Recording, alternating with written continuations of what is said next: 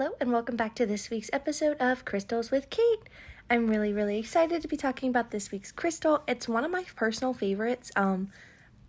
Certified Science Nerd. Its formation is absolutely bonkers to me and beautiful at the same time. So this one is grape agate. So a little fun fact about grape agate, it's not actually an agate at all. It's more of a chalcedony. Its real name is botryoidal chalcedony. Which is a fancy way of saying botryoidal is what creates the little bubbles on it. Chalcedony is the family of rock, which basically means it is a silicon oxide. It is pretty similar in to quartz in terms of its hardness. They are both of a 7. This one is really interesting though, because you really only see it coming out of Indonesia right now. I haven't seen anywhere else mining for grape agate, which I think is part of the reason the price is kind of driving up, in combination with the fact that grape agate has completely taken the market by storm. So what is grape agate? Like, why do we use it? What is the obsession? Let's dive into it. So first, let's talk a little bit about the meaning behind grape agate and its energy. So it's known to be a powerful intuitive stone, and it helps to activate your psychic abilities. So if clairvoyance is something that you guys are really into doing, or maybe working with tarot or oracle decks or a pendulum or scrying, all of these are using your intuition. So grape agate can help raise your vibration and make things a little bit more intuitive for you. The next thing is that it helps to promote your mental clarity. It's really important. Have a clear head, focus, all very important. And I think the most important thing here is if you want to be able to raise your elevation and focus on these psychic abilities, you need to have that mental clarity. It's essential. And this also goes hand in hand with that. It's really good with meditation. It's a stone that really helps to transition between the realms, to kind of find yourself at a higher vibration, relax, meditate, find your higher self, all of these wonderful things and what we strive for in our spiritual journey. I have a very small piece of grape agate in my collection right now. I'm really hoping to be able to add to my grape agate collection, so it's just really hard for me lately to have found somewhere that's relatively affordable for me, on top of also being ethically sourced. Speaking of, we will be doing an entire episode on ethical crystal sourcing here soon, but those are the meanings and energies behind grape agate. We're going to dive a little bit more into like the specific metaphysical properties and applications of it here in a second, but we are going to take a quick break right here for our ad. And now for a quick break to talk about the ways to support the podcast.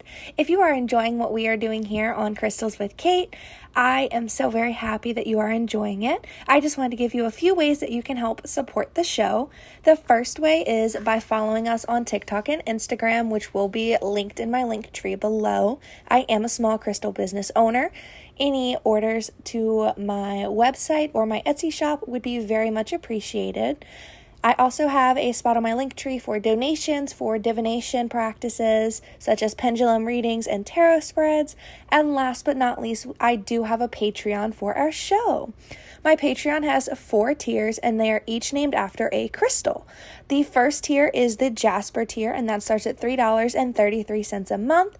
That gets you early access to podcasts, and they are absolutely ad-free. It also gives you a copy of my metaphysical notes for my crystals. Next is the quartz layer, and that is $7.77 a month. That gives you, again, ad-free early access, and that gives you full crystal notes. So all of the things I'm talking about now, if you wanted a more detailed grimoire page, would be included.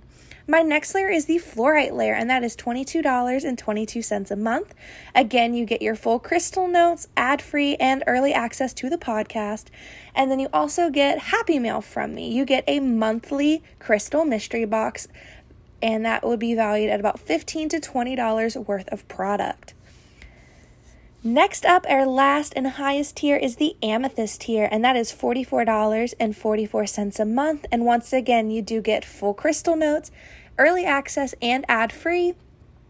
And then you also get a monthly box for $35-ish worth of goodies. That is a guaranteed larger piece or jewelry. So it might be a ring or a bracelet. It may be a small tower, something that really makes this worth your money. So all of these are wonderful ways to support the show. Welcome back. Thank you guys for listening to my spiel on how to support the show. Before we jump into the metaphysical properties of grape agate, there's one more thing I do want to mention to you guys that's really, really exciting. So one thing I've been kind of working on is I created a dream journal, because dream journaling is something I was really focused on the past few months, and I could not find one that I really liked, so I made my own. The other thing too is I've been really, really diving into my shadow work, because I've been really struggling with my mental health and just really trying to work through some of my trauma and some external situations that don't help it. So I've been really, really digging into my shadow work. So I created some shadow prompts that I found helpful working through my journey, and I've also created a shadow work journal. Both of these are actually available on Amazon, but they are under my pen name. So my pen name is Summer Rose. My middle name is Rose, so I just, cute little pen name. I will add that link in the description for the video so you guys can see them. If anyone out there is also into celebrating Wheel of the Year and the Sabbats, or you are a part of a Wicca religion, I am working on a book for Yule right now. And it's basically like Yule podcast, but times 1,000, because I'm actually really going through the material, and it'll be like a little guidebook to like Yule and where it came from and all the fun stuff. So I will keep you guys updated. The goal is that that'll be published at the very end of November, so you can get it in time to have it as a guide to celebrating Yule this year. Okay, that's enough of that. Back to the metaphysical properties of grape agate. With grape agate, the first one is that it helps to stimulate your dreams and your intuition. So we've already talked about grape agate as being really, really good for your intuition.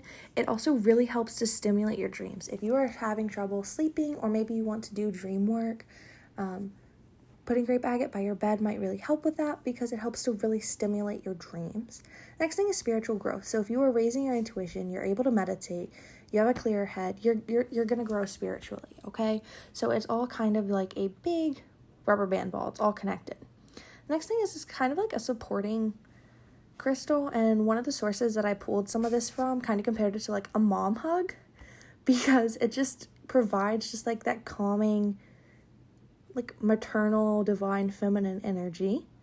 The next one is that it helps to build trust. So if you are a person that really struggles with getting your walls broken down or trusting people, this might be a really good crystal to work with, and that is because of the chakras that it is associated with, which we'll get to in a second.